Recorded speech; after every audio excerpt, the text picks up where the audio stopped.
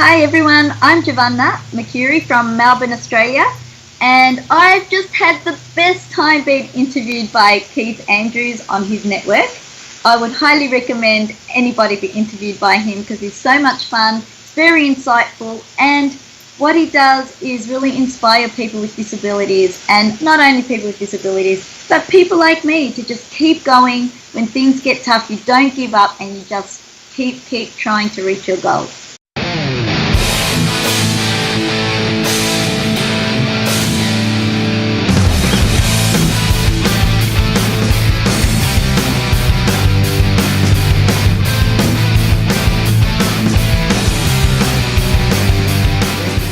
Welcome to the KeithAndrewNetWork. This is episode 532. I'm here with the talented and beautiful Giovanna Mercuri. I just want to say thank you for being a guest on my talk show. Thank you for having me. No, the honor's all mine. For people who want to know what my talk show is about, the whole point of my talk show is to show people that even with having a learning disability, I can still amount to something. And at the same time, I'm able to turn myself into an example for people out there dealing with any types of learning disabilities and disabilities to never give up and prove people wrong. Prove to them that labels do not dictate who you are and who you're going to be. It should prove to them you still amount to something. So hashtag break the labels. So that being said, half hour, 33 minutes of your time, freedom of speech, self-expression, say anything you like. And starting off, because I interview everyone from all over New York, Canada, and England, and I think you're the second person that I got from Australia, so I just want to say thank you. And now the KeithAndrewNetWork is really globalized, because we all go over the whole, we pretty much go everywhere. Yeah, because, Canada, US, Canada, England. I interviewed someone from Germany. I had one person from Japan. Now you're the second person from Australia. That's 6 countries. So yeah, that's KeithAndrewNetWork globalized, if you want to look at it like that. Excellent. Now the first question I was going to ask you while on the subject of being globalized is, have you ever been to the States, and how do you like being in Australia? Okay. I actually went to America about 4 years ago. My family and I went to San Francisco, and we actually drove all the way to Canada. And it was the best thing we ever did. The terrain that you have there and all the sights, and the people were amazing. I just loved it. We miss America every day. We're just dying to go back. Well, you're not missing much with our crazy-ass president. Yes, we've heard all about him. The only guy he makes us laugh, though. You've got to admit, he does make us laugh. He does. I don't know. He's the only person I know who argues with a TV. I don't know anyone that does that. But let's not get into politics unless you want to, but you can talk about anything you want. But what can you tell us about Australia? How different is it from the States? Do you guys have seasons, or do you guys have different? Yep. Australia is such a beautiful place. It really is. It's very diverse. We've got many different nationalities. Just the people themselves, we're very relaxed. That's when we went to America. That's what people were telling me, that how laid back we are. And I guess we are, and I really love that about us, is that, we might have our uptight moments, but generally speaking, we have a saying that we say, she'll be right, which means doesn't matter what happens, it's going to work out in the end, everything's going to be fine. So we're quite relaxed here. It's quite an easygoing country where we just, we've got, beautiful sights to see here. I don't know, is there anything in particular? We do have seasons. We're actually currently in winter. And for us, it's been a really cold winter. But I know that Americans would laugh at our winters, because for us, it's 12 degrees or 10 degrees. And we're like, oh my God, it's freezing. But we don't really get below zero very often. We're looking forward to our spring, which is in September. And that's when the sun starts, popping out a bit more, and it starts to feel a little bit happier because we get more of that vitamin D from the sun and the warmth. Yeah, so, is there anything you want to know particularly about Australia? Well, if you have I'm more of a collector, so if you have any foreign coins you like to send me, I like collecting coins. Okay, I'll do it. You'll have to send me the address to send it to, and I'll definitely do that for you. Do you have any on you that you can show their viewers? Like, I never saw what an Australian dollar bill looks like. Do you have any of that? We've got dollar notes. We don't say bills, we say notes. And I kept making that mistake in America. I kept saying, "Oh, can I have $2 notes?" And they're like, "What?" I don't know what you're talking about. So we've got our bills, but we call them notes, and they're very colourful. I know that yours are all one colour, aren't they? But we've actually got pink, we've got green, we've got blue. So our notes are actually coloured. Well, do you have one you can show us? No, because I tend to use credit cards nowadays. I don't know. If I had known, I would have been more prepared for you. But what about I can send you photos? I'll get some today and I'll show you photos. And for an example, I can show you. I got one on me. I don't have Australian money, but you're talking about the difference. Basically, this is like the U.S. money. Yeah. I've still got some of those left, actually. I know in Canada, I saw it recently. It was kind of, I don't know, it looked fake. It looked like a I can't speak. It looked like Monopoly money. It was Monopoly, yeah. It was red and white, and it was kind of plasticky. And it's like, all right, I guess this is money, but well, we're similar to that. I would say it's very plasticky as well. And then we do have gold coins. Oh, nice. So we've got $1 note coins, and we've got $2 coins. No, we can definitely talk about that off the air. Yeah, I'll send some to you. I appreciate it. Thank you. Yeah, the next question I was going to ask you is, the other thing you said that was very interesting before I get to my next part is you're in winter. And it's like, wait, it's August. So you have winter in August, so when's your summer? Okay, so yeah, we're so different to America here. So basically, summer starts the 1st of December. So it's December, January, and February. That's our summertime. Okay, and then we go into autumn, and then winter starts in June. Here, and then and then spring starts in September. And that's all we've got. We've only got the fall. You have fall, don't you? That's when the snow melts or something, isn't it? Well, let's see. Winter, let's start from the beginning. Actor drawing a blank for some reason. Yeah, I know. It's hard to think about it, isn't it? Let's see, you have 3 seasons, right? We've got winter. Okay. We've got spring. Okay. We've got summer, and we've got autumn. All right, so 4 seasons, just like us. So spring starts in April. Summer starts in early June. Fall starts in mid-September. Yeah. And winter starts like about December. Yeah, we're totally opposite to you, because when we came to America, we came in August, and it's freezing in Australia in August, and but when we came to you guys, it was so warm, and it was just beautiful to escape our winter time.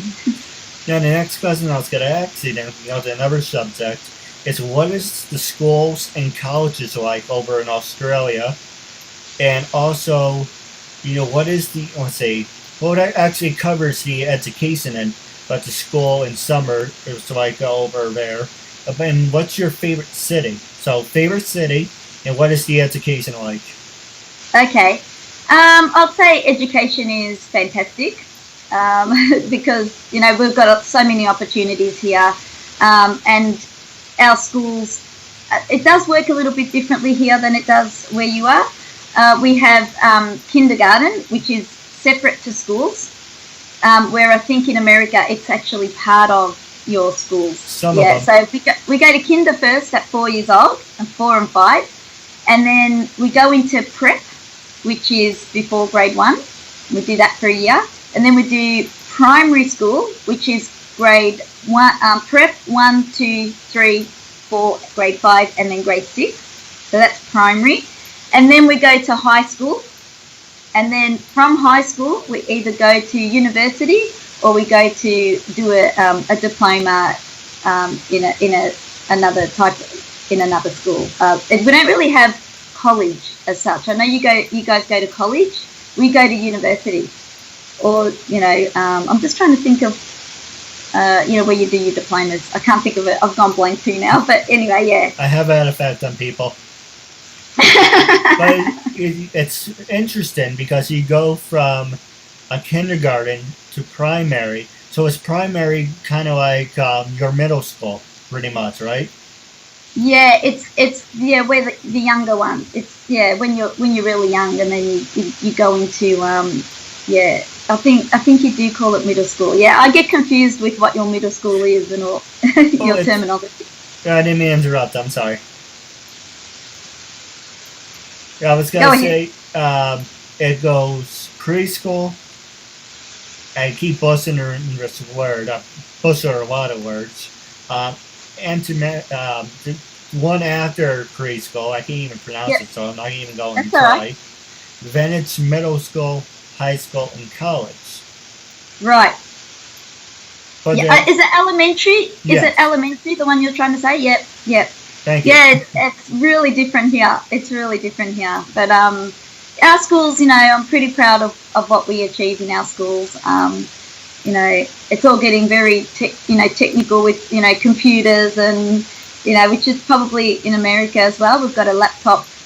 All students get a laptop now, and a lot of the work gets done on that. So it is changing form. We're writing a lot less now. Unfortunately, that's just the way where the world's gone. Yeah. My brother had a friend who used to walk around in a suit and a business tie and a briefcase and a laptop, and everyone thought he was weird. This is about 99, 2000, or maybe 2001, and now that's what you have. You have people walking around with there's no more textbooks. Maybe that's a good thing, but you have to read. Yes, that's right. But okay, look at it like this. When we went to school, you had a textbook, you had binders, you had a school bag, you had all this stuff. Now, you don't need that. They said, okay, get an iPad and maybe one folder. It's in a way, it's good because you're saving paper, but it's kind of like we went from, like this kid I was telling you about, that had a briefcase computer, from being weird to, okay, now it's the new normal, it's okay. Yeah, that's right. Yeah, it is definitely the new normal. Yeah.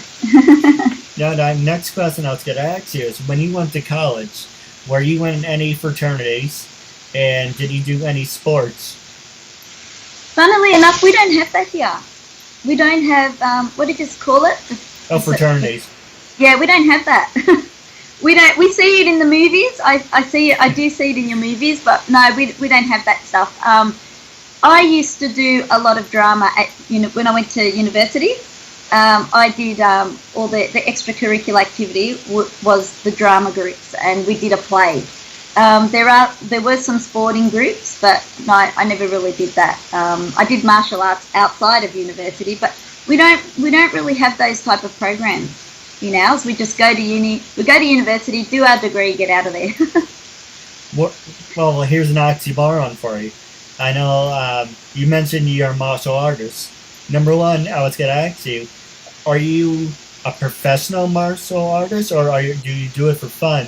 And did Mighty Morphin Power Rangers have an influence? Well, firstly, I basically just did martial arts for my own self-confidence. Okay. And I got to brown belt in 2 different styles.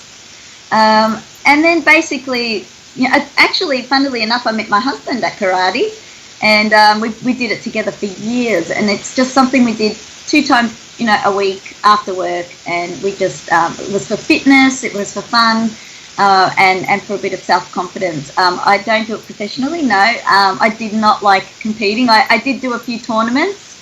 It's just not me. I don't like doing it for that reason. But I don't do it anymore. I hope I still remember how to do some techniques. I would just like to know that, if somebody attacked me in the street, that at least I could give it a good go and protect myself. No, absolutely. Yeah. Yeah, the next question I was going to ask you are wrapping up in the easy ones, then we can focus on the ones that I found very interesting, even though I do find all of it very interesting. I asked the easy ones, and we can go to the hard-hitting ones. Then we can take a break, and I will pass the show over to you. You can ask me anything you want. The last easy one was that I'm going to ask you, did you ever get the chance to do one of those human pyramids, or are you not into the whole human pyramid stuff? Human pyramid stuff? No, I don't think. Are you talking about in? I don't know what you mean. I know Sorry. you're mentioning cheerleading. It's pretty much basically a group of people come together, they form a pyramid, and just do it for fun. Oh no, I've never done that. Would you ever be interested in doing one? Maybe. I guess. I love that stuff. I'm a loser. I've just never thought of that before. Now, the next question I was going to ask you, now we're going to the hard-hitting ones, is have you ever worked with people with learning disabilities, and would you be willing, well, apparently you're working with me, but have you ever, I had to throw myself in there, have you ever worked with people with learning disabilities, and would you be willing to work with people with disabilities? Absolutely. So in my day job, I'm an accredited mental health social worker, so I'm a counsellor. And I used to be a teacher also. So I do a lot of work with young people in schools. And a lot of the kids who have emotional problems are kids with learning disabilities or some type of disability, because when you're in schools, they can be very misunderstood by other peers. Other kids don't understand. They can't. I guess they're so self-absorbed into what they're doing and in their daily life that they can't really understand what it's like for a person who has got a disability. So school might be hard for the average, student, but it's triple hard for a person with a disability. So I go in there and I support these type of students who do have problems. And I try to give them confidence. Like what you do, I try to tell them, your disability, you can turn it into something good. We may not know what that is right now, but just keep trying and you just don't give up. It's really important to just keep trying and trying in your life, because it's just silly to give up. It really is. Like what you're doing an amazing thing for people. You're kind of giving people hope and saying, hey, you know what? Yeah, I've got a disability, but you know what? I can use it for something good. No, I agree with you. Now, next question that really caught my interest is you're a jack of all trades, because you are a director, producer, composer, and actress. Now, the first one I'm going to ask you is, who influenced you to become a director? Was there a certain movie that caught your interest? Well, I've been in entertainment since the age of 5. So basically, I did a lot of stage work, and I was really just one of those kids where I was always singing and dancing, and I was always I wasn't really overly academic. I wasn't really good at school, but I was very good in the performing arts, and that's where my parents saw that I really loved. It was my happiest place, was being on stage. So I just loved anything with performing arts, any movie. I loved The Karate Kid growing up. That was just my movie that I would watch over and over again, back to back. I would say the lines as I'm watching it. I don't know why I loved that movie so much, but it was movies like that. It just made me feel good for some reason. It made me feel empowered. I like movies that make you feel empowered. As I got older, I kept doing performing arts amongst my day job, because you have to do a day job here in Australia. The performing arts, it's very hard to make a living here. So a lot of us are independent filmmakers. So we kind of do that, and then we also do our day job on the side. So I think I got influenced to actually make my first movie because I was on another set on another Australian made movie, and it's called The Last Hope by Pandora Productions.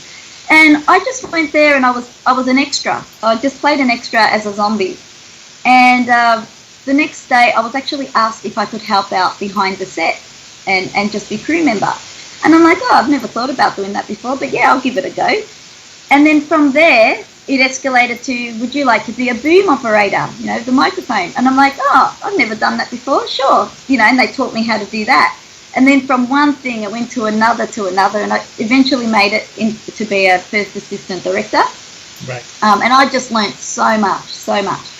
And then Liam Ormsby, which is another director, he said to me, you know what, Giovanna, it's about time you made your own movie. So I thought about it, and my first script just came into my head, and I like doing movies about life issues. So my first movie was called Locked In, and it's about family violence, how it affects not just the person who's experiencing it, but the people around them as well.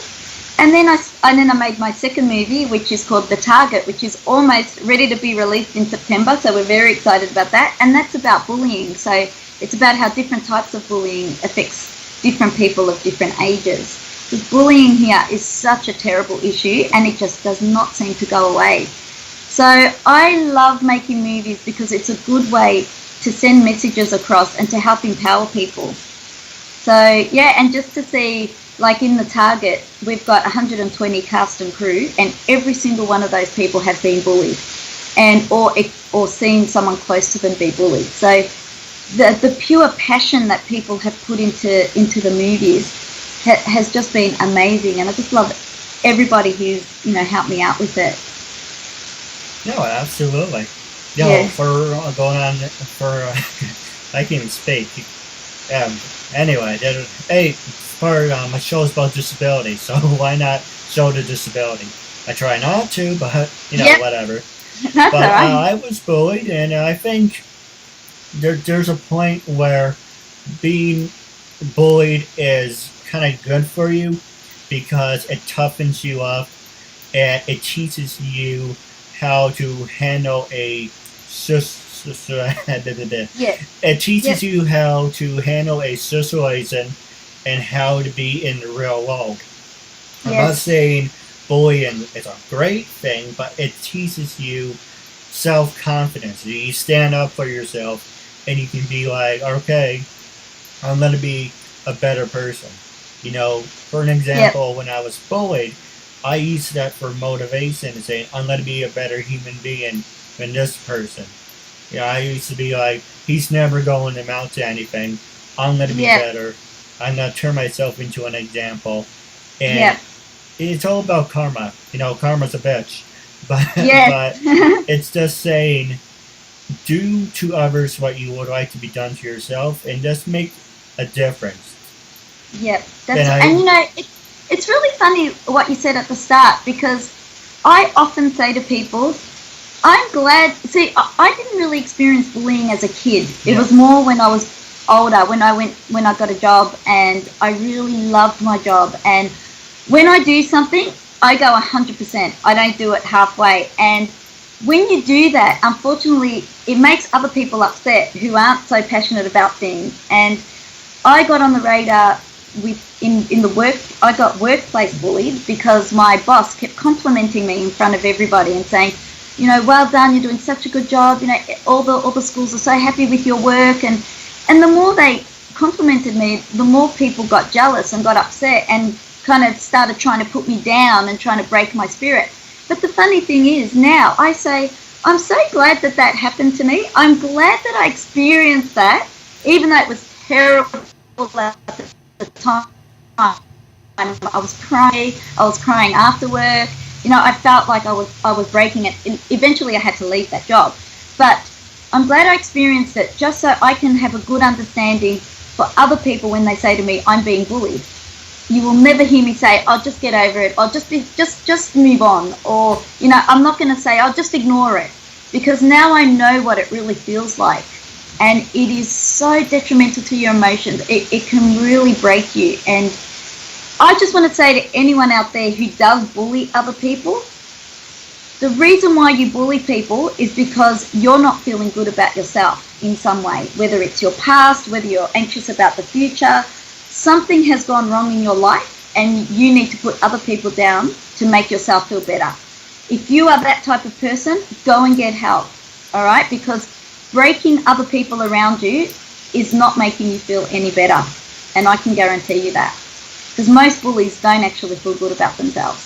And being a counsellor, I know that for a fact. No, absolutely. Now, my last question for you, then we're going to take a break, is when you did your acting career, have you ever been stereotyped? And what is your background? And do you think that discriminates and stereotypes you? There was a time when I first got into acting, so I did a lot of TV extras work. And yeah, it was being, I looked Italian, I've got an Italian background. At one point in my life when I was younger, there were a lot of blonde hair, blue-eyed people on TV. And I just never thought I could ever, do anything with acting because I looked too Italian. And to a point, I think there was a lot of that discrimination. If you look at a lot of our main TV series from years ago, many blonde hair, blue-eyed. However, nowadays, because Australia is so multicultural, our TV shows have changed. There's a lot of mixed cultures on TV, which is amazing to see. And then I have had some TV, commercials, and they didn't care that I was Italian. And now, actually, a lot of people are asking for people who don't look Caucasian. So we are actually starting to really mix and mingle with the cultures. So yeah, it's really good to see. Is it like that in America? What's it like in America? Is it blonde hair, blue-eyed, or? Not really bad. It's more like a German thing. But in America, it has. For models, they have to be tall, fit, and blonde. Yes. I don't know about the blue eyes, though. I guess in a way, if you're white and if you're very popular and people will know who you are, people will give you more of a role. I'll give you an example.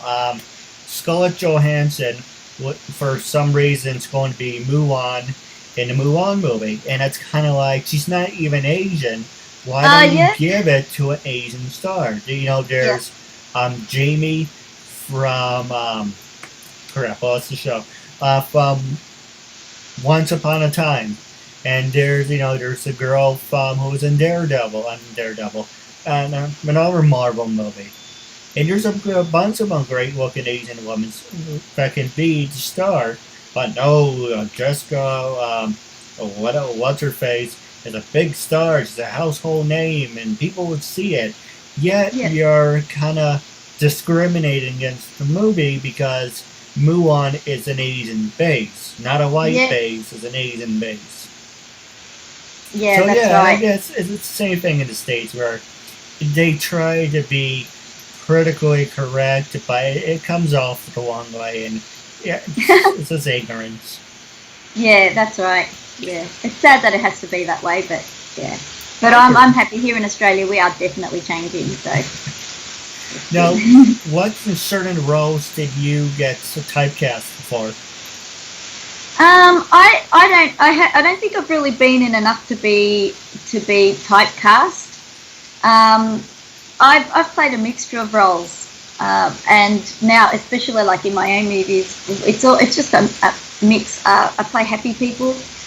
In a commercial that I did, I was a really bubbly personality, which is actually like who I am. In another, I'm in a sci-fi movie at the moment called Zero Runner, and that's an action-based movie, which is so much fun. Like, I really love action movies. I get to run around and I hack into computers, and so that's really fun. So it's actually a mixture of roles. It's not really. I'm not really typecast. I wouldn't say I've been in enough to be typecast. Maybe one day. Well, it's not good to be typecast. Like No. someone said to me, it's like, oh, I asked them, what do you think I can probably do in the movie? Well, you look like the nerdy, techie guy. And I'm like, all right, I kind of want to be the supporting actor, but that's the thing. Once you start being like, oh, I'm the techie guy, then they're only going to say, well, you can't be the supporting actor. You can't be the lead actor. You just be the tech guy, And then you fall into a stereotype, it's all that stuff. Yeah. You know what, Keith? That's why you write your own movies and you cast yourself. Oh, absolutely. That's why I created my own talk show. Yeah, exactly. There you go. It's like, stuff everyone else. We'll just do it ourselves. Now, we're going to take a quick commercial break. And what's the last 3 minutes left of your show? I'm going to pass it over to you. Excellent. Okay. It's Vanessa Lina. I'm Adrian Lalo. This is Cynthia Bastinet. I'm Sonia Fisher. This is Shane Smith. My name is Alexandra Bowie. My name is Amelia Clover. Hi, I'm Amy Linden. Hi, I'm Anita Nicole Brown. It's Meg Green. Hi, my name is Asata Caldwell. Hi, everybody. I'm Brooke. Hi, I'm Bryn Berg. Hi, I'm Casey Dunn. Hi, it's Cassandra Kavinsky. Hi, I'm Christina Briza. I'm Cindy Hogan. I'm Courtney Sinello. Hi, I'm Daisy. My name is Deborah Jane East. Hi, my name is Dinah Maasea. Hi, everyone. I'm Victoria London. Hi, I'm Heather Krona. Hi, I'm Heather Callahan Stevens. Hi, I'm J. Nicole Ralph. My name is Jamie Petrell. My name is Julie. My name is Julia Brankovic. Kathleen Wills. Kimberly Amato. Hi, my name is Laura Putnam. Hi, I'm Laura Chapanis. Hi, everyone. I'm Melissa Damas. This is Michelle Mupo, a.k.a. Fuchsia. I'm Rachel Olivera. Hi, my name is Sarah Joy Mount. Hi, I'm Susan Brender. Hi, everyone. This is Venus Leone. Hi, I'm Cheryl Dana. Hi, I'm Stephanie Herrera, and I was just on the Keith Andrew Network. It was tons of fun. We used up all our time and then some. I really recommend this show, and try to be a guest on Keith's show. I am your host, Keith Andrew, and this is episode 332. I'm here with the talented Giovanna, and I just want to say thank you for being a guest on my talk show. You're welcome. It's been very fun so far. Hey, supporting the cause, making a new friend out of it. It's a win-win. What's the last 3 minutes and counting? I'm going to pass the show over to you. Was there any funny stories you'd like to share? Any funny pranks that you pulled on to people? Anything you want to ask me? This is your time, and I'll pass it over to you. All right. I have got some questions for you because it's kind of more on the serious side. But when I was at school, I remember really struggling with school, just academically. It was such a struggle, and I didn't have a learning disability, but I was just a slow learner, and everything was just so hard all the time. Actually having a disability, how far did you go with school, and how did you find the empowerment to keep going? All right, pretty much, and I talked about this in my past interviews. It's pretty much I'm like you, only I learn at a slower pace. So you may be like, I don't know, a 10, I would be like a 5. So yeah. Pretty much people would say, okay, for an example, say we're both going for a movie script, and they say, read this, and you're like, oh sure, no problem. But for me, I would have to have someone sit down with me and physically go over with it. Like someone say, here's your phone, here's a manual. It's like, yeah, I can do that, but it takes me longer. I learn more hands-on than just reading, because I have a hard time reading. Yes, yeah. So you obviously had a lot of supports around you. So were your parents very supportive and encouraged you all the way? Or did you have good teachers? Well, my mom supports me and my dad supports me. When I first started this, they didn't really think it was going to amount to anything, but it's slowly going and moving. A lot of people refer to it like a bowel movement because, it's moving and it's going up to something. But pretty much this is helping me become a better person. I used to work over, like, say, North Face, and I always had an excuse, like, here's my name tag. Oh, if you need anything, my name is Keith. Now, when I see someone who I like, I walk over to them and say, hey, my name's Keith Andrew. Very nice to meet you. How can I help you? Just really gives me the confidence to walk over to people, start conversations. I am socially awkward, but this helps me to control that. This is therapy for myself on my people skills, and it's just making myself a better person. That's amazing. And, you know, sometimes you just got to throw yourself into the deep end, don't you? You just, you know, there are some people, unfortunately, that stay home. They're just so riddled with fear, and they stay home and they don't challenge themselves, where it sounds like you've really jumped out there with 2 feet and just challenge yourself every day. And as you said, it's like therapy. You're getting better and better. So, and more confident. I would never think that you're socially awkward just talking to you. You're amazing to talk to. So you've done an amazing job, and I really love what you're doing and what you stand for. So you just keep going. Yeah, I appreciate it. Now I do have a couple questions for you off the air about wrapping up our interview segment. Yep. How can people follow you on social media? Are you on Twitter, Instagram, LinkedIn? Are you on any of those? Yes. So I'm on Facebook. So you can look up Locked In Productions, because my production company is called Locked In Productions. So if you go on Facebook, it's Locked In Productions. And on Instagram, it's Giovanna Mercuri. And I am on Twitter under Giovanna Mercuri as well. So, and I'm also on YouTube. It's Locked In Productions. So if people want to subscribe on YouTube, please do that. Would love your support. And do you use LinkedIn, or you don't use LinkedIn?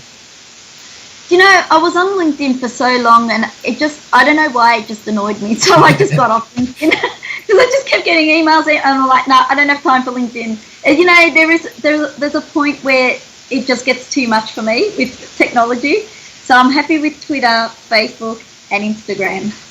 No, absolutely. That's like me. Yes, I use LinkedIn. That's where I get most of my interviews. But it's mostly, these are my websites: LinkedIn, Facebook, Twitter, and that's really about it. Instagram. And Instagram. You're on Instagram as well? I am, but it's hard to network. It's okay, but I need Twitter, Facebook, and LinkedIn, especially LinkedIn. So it's LinkedIn and Twitter. That's where I get all my guests. Okay, that's good. Now, my other question. Oh, go ahead. No, I just said great job. Now, my other question for you is wrapping up. When I first approached you to be a guest on my talk show, what was your first reaction? How do you feel now? And do you have any regrets? Oh, absolutely no regrets. My first reaction was, oh wow. I'm a very excitable person, so I was squealing when I read it. So I was actually sincerely excited to be interviewed by you. And yeah, it's just opened up a new world. Now we know where you are, where you're from, and we can follow you and have a look at, you know, your wonderful other guests that you have on there. No, absolutely. Now stay tuned for Off the Air. I do have a couple questions. Wrapping up our interview segment. It was a real honor and privilege having you as a guest, and I'm looking forward to part 2 down the road. Thank you so much for having me. It's been very fun.